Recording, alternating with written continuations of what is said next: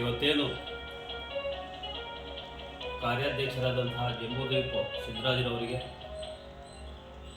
ಅವರ ಹೋರಾಟದ ಫಲವಾಗಿ ಒಳ ಮೀಸಲಾತಿಗಾಗಿ ಅವರು ಸತತ 35 ವರ್ಷಗಳ ಕಾಲ ನಿರಂತರವಾದ ಹೋರಾಟವನ್ನು ಮಾಡ್ತಾ ಇಡೀ ರಾಜ್ಯ ವ್ಯಾಪ್ತಿ ಸಂಚರಿಸಿ ಸಮುದಾಯವನ್ನು ಒಗ್ಗಟ್ಟ ಮಾಡುವ ಮೂಲಕ ಅನೇಕ ಸಾವಿರಾರು ಕಾರ್ಯಕ್ರಮಗಳನ್ನು ಕೊಡುವ ಮೂಲಕ ರಾಜ್ಯದಲ್ಲಿ ಮಾದಿಗ ಸಮುದಾಯದ ಹಿರಿಯ ನೇತಾರರಾಗಿ ಗುರುತಿಸಿಕೊಂಡಿರ್ತಕ್ಕಂತಹ ಸಿದ್ದರಾಜರವರಿಗೆ ಒಳ ಮೀಸಲಾತಿ ತಂದಂತಹ ಮುಖ್ಯ ನೇತಾರರಾದಂತಹ ಜಂಬೂದ್ವೀಪ ಸಿದ್ದರಾಜರವರಿಗೆ ಈ ಸಂಘಟನೆಯ ಎಲ್ಲ ಪದಾಧಿಕಾರಿಗಳ ಪರವಾಗಿ ಹಾಗೂ ರಾಜ್ಯ ಸರ್ಕಾರಿ ಶಿಕ್ಷಕ SC/ST ಶಿಕ್ಷಕರ ಪರವಾಗಿ ತುಂಬ ಹೃದಯದ ಅಭಿನಂದನೆಗಳನ್ನು ಸಲ್ಲಿಸ್ತಾ ಇದ್ದೇವೆ.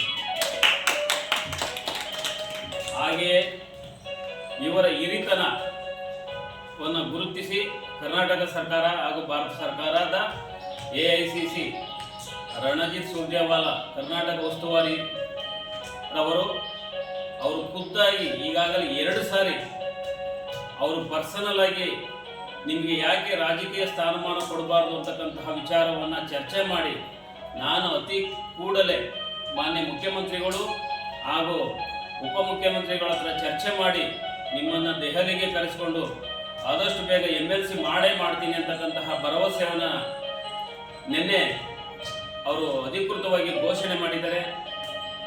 ನೀವೆಲ್ಲರೂ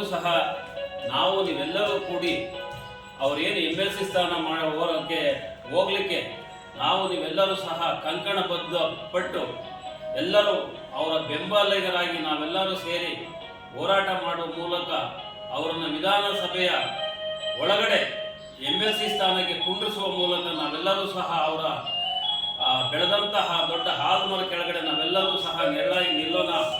ಇಡೀ ಮಾದಿಗ ಸಮುದಾಯದಲ್ಲಿ ಸಂಘಟನೆಯ ಒಬ್ಬ ಲೀಡರ್ಗೆ MLC ಸ್ಥಾನವನ್ನು ಸಿಕ್ಕಿದೆ ಅಂತಕ್ಕಂತಹ ಒಂದು ಹೆಮ್ಮೆ ಹೆಗ್ಗಳಿಕೆಯನ್ನು ನಾವೆಲ್ಲರೂ ಸಹ ಇಡೀ ರಾಜ್ಯದ ಸಮುದಾಯಕ್ಕೆ ನೀಡೋಣ ಅಂತ ಹೇಳ್ತಾ, ಇನ್ನು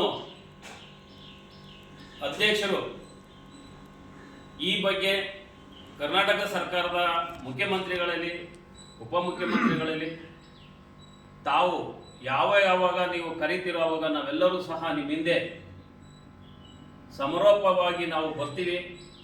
ಆ ಒಂದು ಆಸೆ ಇಡೀ ಸಮುದಾಯಕ್ಕಿದೆ.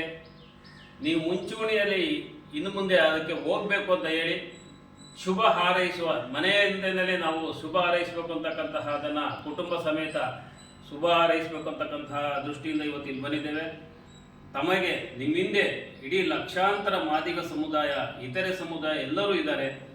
ಅವರೆಲ್ಲರ ಆಸೆಗೆ ತಾವುಗಳು MLC ಆಗಿ ವಿಧಾನ ಪರಿಷತ್ ಒಳಗಡೆ ಕೂತ್ಕೋಬೇಕು ಅಂತ ಕೇಳ್ಕೊತಾ, ಇವತ್ತು ಈ ಒಂದು ಅಭಿನಂದನೆಯನ್ನು ನೀಡಿರ್ತಕ್ಕಂತಹ ಎಲ್ಲ ಸಮುದಾಯದ ನೇತಾರರಿಗೂ, ಸಮುದಾಯ ಬಂಧುಗಳಿಗೂ ಹಾಗೂ ಕುಟುಂಬಸ್ಥರಿಗೂ ವೈಯಕ್ತಿಕವಾಗಿ ನಾನು ಅಭಿನಂದನೆಗಳನ್ನು ಸಲ್ಲಿಸ್ತಾ ಇದ್ದೇನೆ.